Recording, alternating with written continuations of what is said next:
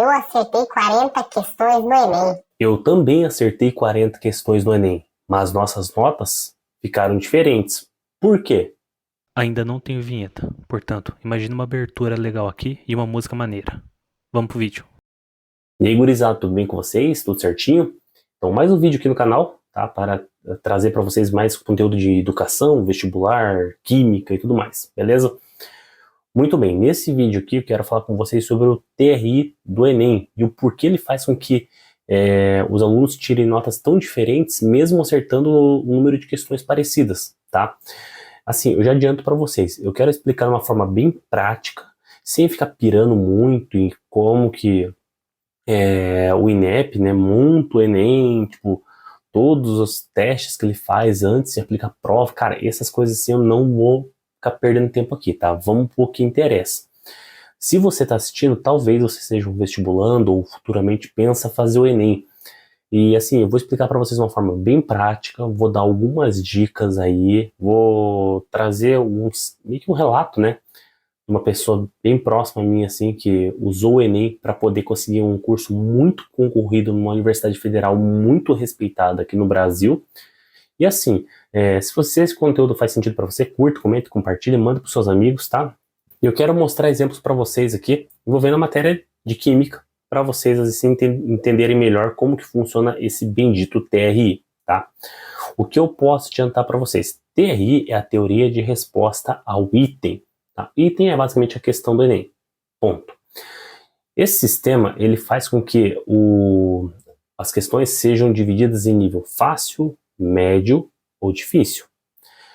E o que acontece? Nesse sistema, ele tende a ser mais justo na hora de dar nota para o aluno. Por quê? Quanto mais questões difíceis o aluno acerta, ele tende a ter uma nota maior que seus concorrentes que acertaram questões mais fáceis. Ponto. Só que aí tem um outro problema, tá? Porque é o seguinte, se você começa a errar muitas questões fáceis ali e começa a acertar muitas questões difíceis, o TRI consegue detectar isso e ele vai fazer com que a tua nota diminua. Por quê? Porque ele vai entender que você chutou, você arrisquei qualquer alternativa ali e teve sorte. E isso faz com que a sua nota diminua, beleza? O que eu aconselho para meus alunos assim? Sempre quando você for fazer o Enem, você tem que focar em acertar as questões fáceis. Ah, professor, mas como é que eu vou saber se é uma questão fácil, se não é?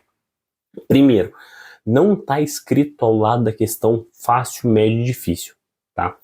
Mas assim, eu quero mostrar exemplo para vocês de questões, assim, que vocês vão ver que é uma questão muito simples, são questões muito bobas, assim, que a gente já deduz que são questões fáceis.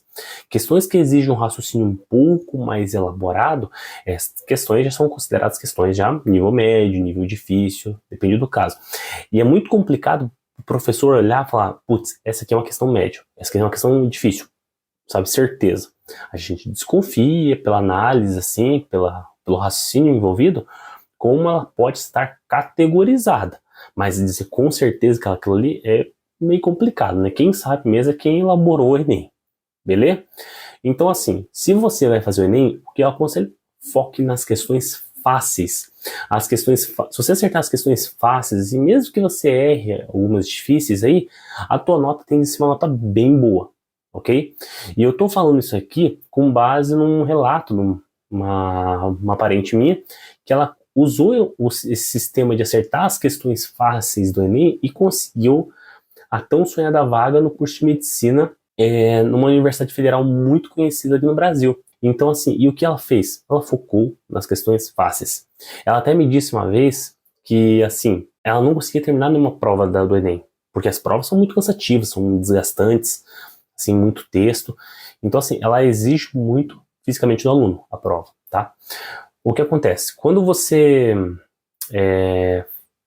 assim, gasta muito tempo nas questões, acaba faltando tempo lá no final para você resolver tudo ali, tá? E isso acontecia muito com ela. Ela ficava muito tempo nas questões fáceis ali e no final, putz, ficava as difíceis para ela meio que marcar só o gabarito ali sem poder resolver com calma, sabe? O que ela fez? Muitas das questões difíceis ela chutava no final.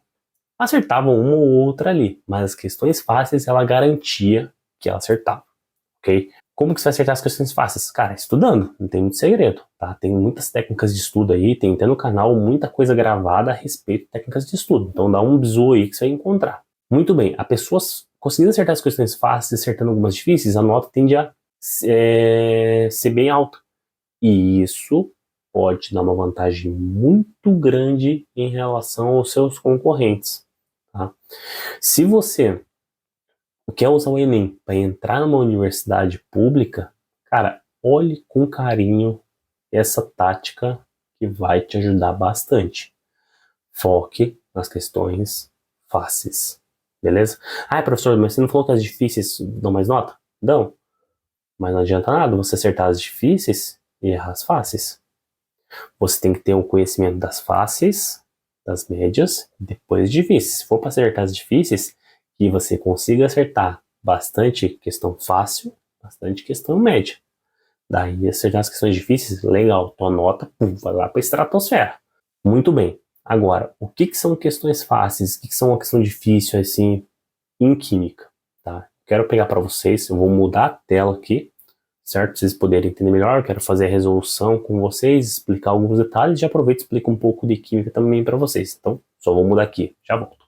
Muito bem, gurizada. Então, assim, eu vou fazer algumas questões com vocês aqui, daí a gente vai fazer uma análise aqui, o que pode ser questão fácil, o que pode ser questão difícil aqui, do Enem, beleza? Eu vou focar aqui em química orgânica, certo? Por que química orgânica? Química orgânica é um assunto que vai aparecer em qualquer vestibular.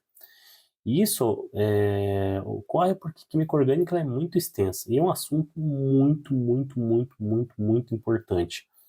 Então, qualquer vestibular que você for fazer, até nessas unis que nem, cara, tem que ter questão de química orgânica, tá?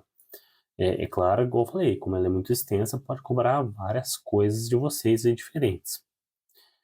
Agora é o seguinte, vamos lá, vou pegar uma questão aqui com vocês, essa questão aqui é 68 do Enem, beleza? Esse aqui eu tô pegando da minha apostila, da minha imersão em química, tá? Eu vou resolver junto com vocês aqui, então vamos lá. Nossa, eu tinha achado embaixo ali, mas creio que não vai atrapalhar em nada. Vamos lá. O quadro apresenta alguns exemplos de combustíveis empregados em residências, indústrias e meios de transporte. Tá bom, né? O butano tem a temperatura de fusão, a temperatura de ebulição dessa substância. Butano, etanol, metano, metanol e octano. Ok, beleza. São combustíveis líquidos a temperatura ambiente de 25 graus Celsius. Então, assim, lembrando, a temperatura de fusão é a transição do estado sólido para o líquido. A temperatura de ebulição é a temperatura de transição do estado líquido para o gasoso. Para estar no estado líquido, a temperatura de 25 graus Celsius, quer dizer que 25 graus Celsius tem que ser acima do ponto de fusão e abaixo do ponto de ebulição. Cara, simples demais, assim, sabe? Quais dessas substâncias aqui tem essa característica? Então vamos lá, deixa eu só tirar o negócio aqui, vou tentar fazer umas anotações. Então, o butano, ponto de fusão menos 135, ponto de ebulição menos 0,5. 25 graus Celsius, que é a temperatura ambiente, ele está considerando aqui, é superior à temperatura de ebulição, então ele está no estado gasoso. Tá? O etanol, ponto de fusão menos 112, ponto de ebulição 78. 25 graus Celsius está nesse meio termo, então o etanol está no estado líquido. Vamos deixar um Lzinho ali. Se você tem como diminuir esse traço aqui. Tem a 0,5. Apagar essa encrenca aqui e líquido ardente. Metano. Ponto de fusão menos 133, ponto de ebulição menos 162. Não, tá gasoso. Tá? O metanol, menos 98,65, o 25 graus Celsius está no meio termo. Então, também está no estado líquido. Tá? O octano, menos 57,126, o 25 graus Celsius também está no meio termo ali, entre ponto de fusão e ponto de ebulição, também estado líquido. Então, os combustíveis que são líquidos, a 25 graus Celsius, são etanol, metanol e octano. Então, etanol, metanol e octano. B. Acabou. Cara, isso aqui é uma questão fácil. Tá? Assim, ao meu ver, isso é uma questão fácil. Isso aqui é básico do básico do básico. Certo? Talvez ali no Enem, ali, eles podem considerar como uma questão média. Mas difícil, eu te garanto que não é. ok? Moleza, né? Viu como cai em questões simples assim para vocês lá no Enem, tá? Vamos lá. Outra questão aqui, 69. Hum, Pensou besteirinha, né, meu jovem? Vamos lá. O descarte do óleo de cozinha na rede de esgotos gera diversos problemas ambientais. Pode-se destacar a contaminação dos cursos de água, que tem como uma das consequências a formação de uma película de óleo na superfície, causando danos à fauna aquática por dificultar as trocas gasosas, além de diminuir a penetração dos raios solares no curso hídrico. Tá bom. Vamos ver. Tá. Qual das propriedades dos óleos vegetais está relacionada aos problemas ambientais citados? Beleza. A alta miscibilidade em água. Miscibilidade quer dizer que se mistura, né? Forma uma mistura homogênea. Não é o caso. Tem uma baixa miscibilidade em água. Alta reatividade com água? Não, né? Baixa densidade em relação à água? Ele tende a ter uma baixa densidade? Sim, tende a ficar mais por cima ali e tal. Ok. Baixa viscosidade em relação à água? Não necessariamente, tá? Tem alguns óleos que tendem a ser bem viscosos assim em relação à água, tá? Alto ponto de ebulição em relação à água também não é uma coisa que não é regra, tá? Tem muitos óleos que têm um ponto de ebulição alto, cara. Tem um ponto de ebulição alto, mas nesse caso aqui, como ele está falando que foi uma película de óleo na superfície, quer dizer o quê? Tem uma densidade menor, tá? Então, nesse caso, a resposta seria baixa densidade em relação à água, ok? Tranquilo? Uma interpretação aqui, tá? Uma coisa que dá pra gente levar em consideração aqui é que o óleo, ele é uma substância que tem um caráter apolar, tá? Ela não se mistura bem em água, ok? Então, ele não se mistura bem em água e tem uma densidade menor que a água. Então, por isso que ele fica lá por cima formando aquela película de água. Película sobre água, perdão, tá? Tranquilo? Beleza? Isso aqui eu consideraria uma questão média. A minha análise é uma questão mediana, até para fácil. Por quê? Porque ela meio que dá na a dica ali para vocês que tem a ver com densidade, por ficar em cima e tudo mais. Beleza? Vamos lá. Questão 70 do Enem. A fluidez da membrana celular é caracterizada pela capacidade dos movimentos das moléculas componentes dessa estrutura. Os seres vivos mantêm essa propriedade de duas formas, controlando a temperatura e ou alterando a composição lipídica da membrana. Tá. Nesse último aspecto, o tamanho e o grau da insaturação das caudas hidrocarbônicas dos fosfolipídios, conforme representados na figura, influenciam significativamente na fluidez. Isso porque quanto maior a magnitude das interações entre os fosfolipídios, menor será a fluidez da membrana. Ok. Então, a representação do fosfolipídio, cabeça polar, insaturação, caudas hidrocarbônicas, tudo bem, tá? Se você é meu aluno lá na imersão em química, você sabe que o fosfolipídio ele é muito parecido pela estrutura dele, é muito parecido com um surfactante, uma substância que tem um caráter detergente, tipo de sabão e tudo mais, né? Que eu apelido carinhosamente de esperma de urso, né? São alguns apelidos bizarros que eu trago assim nas minhas explicações, pode ser que ajude vocês a lembrar de alguma coisa da química, tá bom? Mas vamos lá. E assim existem bicamadas lipídicas com diferentes composições de fosfolipídios, como mostradas de 1 a 5. Muito bem.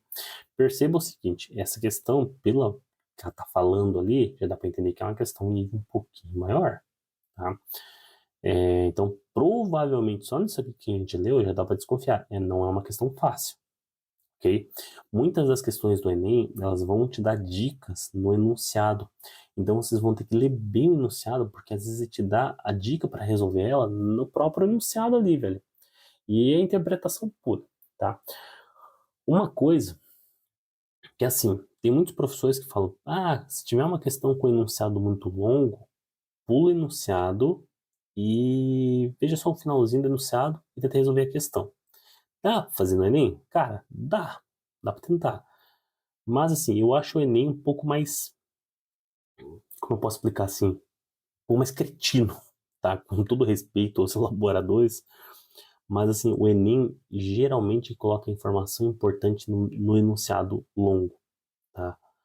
Então, assim, você pode tentar fazer essa técnica? Pode, mas provavelmente você vai ter que voltar e ler o enunciado de novo, tá? Porque muitas informações importantes para resolver a questão estão ali no enunciado, beleza? Então tá. Assim, existem bicamadas lipídicas com diferentes composições e tal, beleza.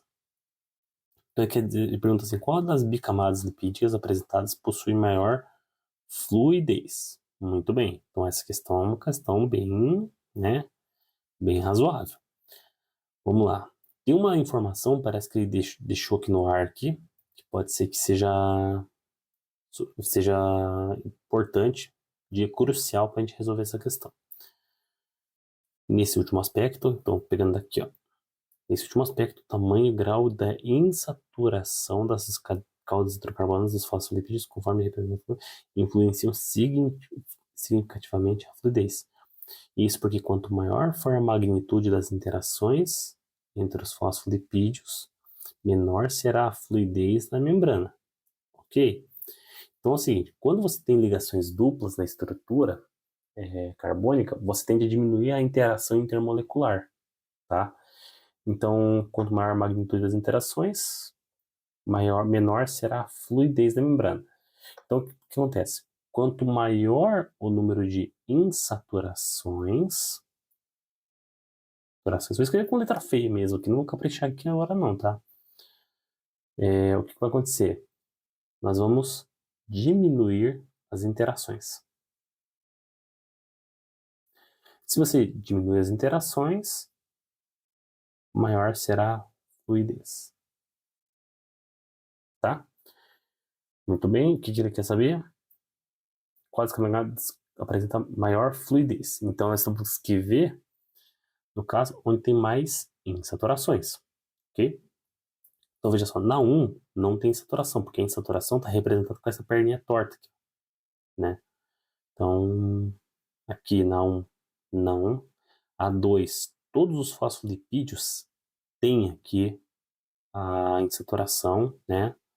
Interessante, deixa uma bolinha marcada. Na 3, que tem uns perdidos que não tem saturação, então a gente já corta. A 4, todos eles não tem, então tá zoado. E a 5 também tá zoado. Então, nesse caso, qual a alternativa que sobra? É a 2. Nesse caso, a 2 aqui é a letra B. Beleza? Professor, eu leio uma questão dessa, tal, acho difícil analisar esse tipo de coisa, tal. Como é que eu vou... Tem como verificar a resposta disso aí, para depois entender o porquê daquela resposta? Tem, óbvio que tem. O que você faz aqui na apostila? Você pode ir lá no final, essa é a questão 70. Vamos lá, até o final, questão 70, 70, 70, 70, é a B. Olha só que coincidência, que maravilha. Né? Então você tem ali a resposta e o gabarito. Com isso aí te ajuda bastante você estudar, porque você sabendo às vezes a resposta, você tenta resolver, às vezes não consegue chegar na resposta. Descobriu a resposta. Tenta entender por que daquela resposta. E isso vai ajudar muito você a entender mais ainda o conteúdo. E você sabendo mais o conteúdo, consequentemente, você tem mais chance de ir bem numa prova, no Enem, no vestibular e tudo mais. Indo melhor numa prova no vestibular, a chance de você conseguir a tão sonhada vaga na universidade é muito maior também. Beleza? Então aqui, aqui na apostila que você consegue encontrar gabarito das questões, tá? Aqui eu foco sempre em questões objetivas aqui, tá? Porque essas são as questões mais comuns em vestibular. Beleza? Tranquilo? Assim, igual eu falei para vocês, essa apostila aqui é a apostila da minha imersão em Química, que eu tenho ali disponível ali em plataformas diferentes, tá?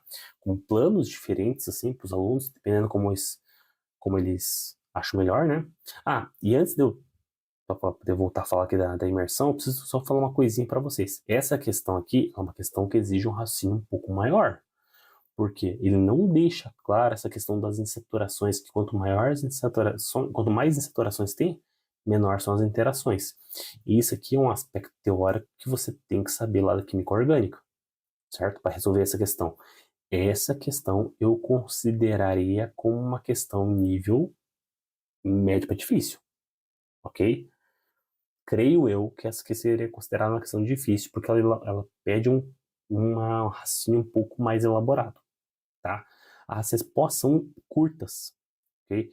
Mas assim, Todas as questões fáceis, geralmente, nem todas, né? Mas questões fáceis geralmente têm respostas muito curtas, tá?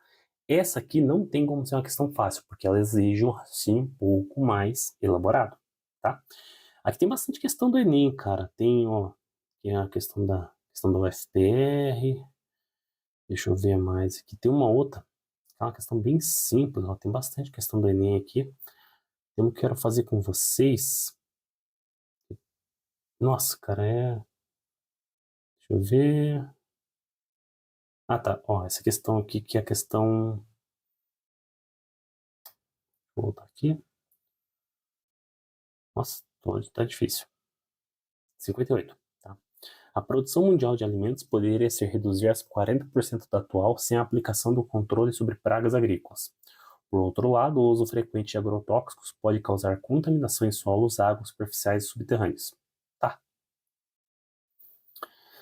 Na atmosfera de alimentos, os biopesticidas, tais como a piretrina e a coronopilina, têm sido uma alternativa na diminuição de prejuízos econômicos, sociais e ambientais gerados pelos agrotóxicos. Ali as estruturas, piretrina, coronopilina, e é isso aí. Identifique as funções orgânicas presentes simultaneamente nas estruturas dos dois biopesticidas apresentados. Aqui, gurizada, o que vocês têm que ficar esperto aqui? Então, que é as funções que estão nas duas estruturas. Se você olhar bem aqui, C, dupla O e carbono depois. Isso aqui é um éster, tá? C dupla O entre carbonos, isso aqui é uma cetona. Tive que fechar o aplicativo aqui e abrir de novo porque bugou aqui, tá? Então, só escrever novamente aqui. Esse aqui é o éster.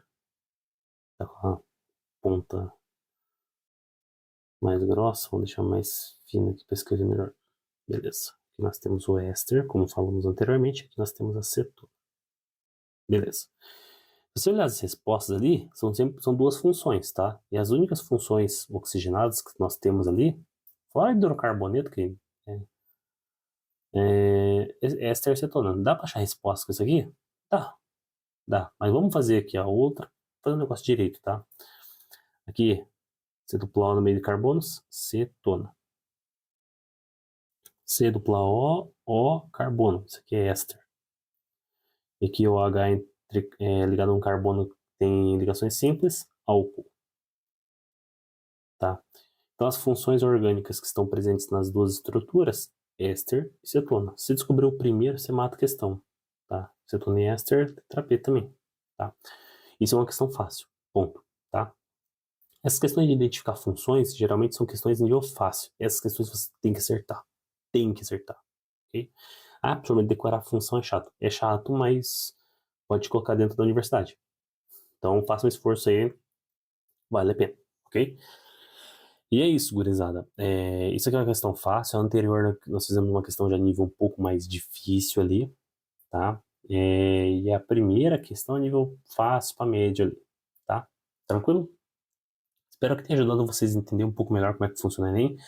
Lembre-se, foque nas questões fáceis ali. Se você tiver o conhecimento suficiente para acertar as fáceis ali, quanto mais questões de nível médio difícil você tiver, mais a tua nota vai aumentar. Não adianta nada acertar as difíceis e errar as fáceis, tá? Porque senão o TRI vai arregaçar a nota de vocês. Beleza? Enfim, o vídeo ficou meio extenso, mas creio que eu consegui explicar todo o conteúdo, tudo que eu queria explicar para vocês. Ainda, tipo, pulei um monte de coisa que é meio inútil, assim, sabe? Na preparação, todos os testes que se envolvem ali para poder categorizar cada questão, isso aqui não é irrelevante para a gente aqui, tá bom? Se você quiser ter acesso aqui à imersão que eu estava falando com vocês, eu tenho 3 planos ali, tá? Para os alunos. Tem o plano mensal, o plano anual e o plano vitalício. Tá? O plano mensal e o anual estão na mesma plataforma. Tá? Daí você pode selecionar o que você quer lá, que é mais interessante para você. O plano vitalício está em outra plataforma. Tá? O que eu aconselho? Quem tem vontade de fazer imersão em química, cara, tem o conteúdo de química no ensino médio inteiro, tem 13 apostilas, tem exercício pra caramba, tem gabarito, tem resumo de conteúdo. Meu, tá tudo disponível para vocês, certo? Outra coisa. O que eu aconselho para meus alunos? Quem procura imersão em química, eu diria o seguinte: se você precisa acessar a imersão em menos de um ano, precisa acessar durante uns 6 meses. Eu aconselho plano mensal. Ponto. Sai mais em conta. Se você, professor, eu vou precisar ir para o ano inteiro. Aí o plano anual, creio que vai atender super bem, porque o plano anual ele é mais em conta que o plano mensal, tá? Se você considerar os 12 meses ali, tá? Agora, não, professor, estou na primeira série do médio, eu preciso ter acesso a isso aí durante muito tempo e eu vou usar até o terceirão. Cara, então o plano vitalício vale muito, muito, muito a pena, tá? Se você vai usar mais que um ano e meio ali, cara, o plano vitalício vale muito a pena financeiramente falando, tá? Se você professor, eu vou usar só 6 meses para estudar para o vestibular. Eu creio que o plano vitalício não vale a pena, tá? Porque ele já fica muito caro pelo tempo que você vai usar. Se você for usar muito tempo aí e tal, o plano vitalício pode ser interessante, mas vai estar tudo na descrição aí do vídeo, tá? Veja se é interessante para vocês, ok? Cara, durante a imersão eu não fico fazendo um monte de piada, não fico fazendo palhaçada, porque eu creio que é uma pegada um pouco diferente, as aulas online aqui. Não adianta ficar fazendo um monte de palhaçada, eu passo muito macete, mas não ficar pulando aqui, dando risada que nem um mocorongo, porque não faz sentido, tá? Beleza? Então, se interessar, os links vão estar aí na descrição. E se você estudar conosco, vai ser um prazer tê-lo como aluno aí, vai ser um prazer imenso. Beleza? Se esse vídeo fez sentido para você, peço que curta, comente, compartilha. Quanto mais interação vocês têm aí, por isso que a gente fica pedindo para vocês curtirem, comentarem e tal, a plataforma entende que o conteúdo é relevante e vai divulgar para mais pessoas, tá? Se você achou meio pai, não serve para nada, achei paião, assim, a gente não faz nada, deixa quieto, então não tem problema, não precisa mandar para ninguém não, ok? Se esse vídeo te ajudou a entender um pouco mais o TRI, cara, eu peço, né, que você compartilhe com alguém que está interessado em fazer o Enem, certo? E é isso. Espero ter ajudado. Eu agradeço a tua presença, se você assistiu até o final aí. Então, te vejo no próximo vídeo. Fiquem espertos aí que nessa plataforma e outros também eu vou estar postando conteúdos aí em vídeos curtos, às vezes meme, informação, alguns reacts estou preparando também aí que envolvam química, educação e tudo mais. Beleza? Então fica ligado, tem bastante coisa boa, tá bom? Um abraço, se cuida mais e